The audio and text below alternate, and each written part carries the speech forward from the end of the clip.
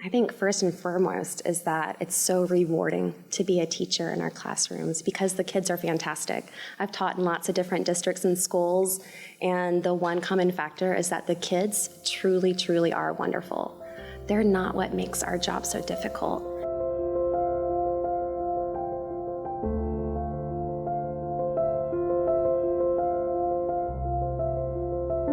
Governor Kemp's commitment to giving us the $3,000 raise and to fully funding the QBE formula and to providing more mental health services in high schools absolutely contributes to stronger teacher recruitment and retention.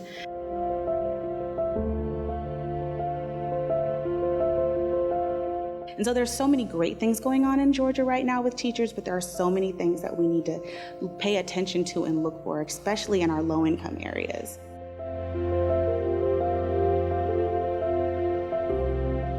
Some of it's about the way that we're being treated, the way that we're being respected, and whether or not our voice is being heard.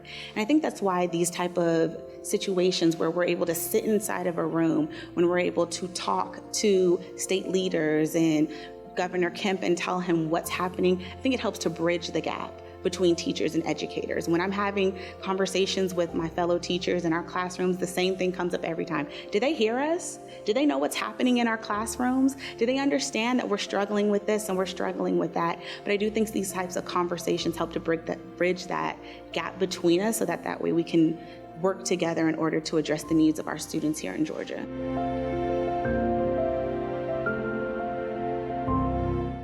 It is absolutely critical for state leaders to hear from teachers in person at events like the teacher listening session this evening. I admire people for listening to a wide variety of opinions and then considering those opinions as the legislators are meeting and discussing future issues that come up that pertain to our field.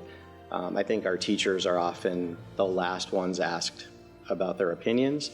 I think they're often probably the most knowledgeable when we can get a room of teachers together that are focused on being proactive and positive and really want to improve the profession. I think that audience is probably something that you can't really have anywhere else because they will just tell you the truth, maybe what you don't want to hear, but I think sometimes that's where you make the best decisions in those moments.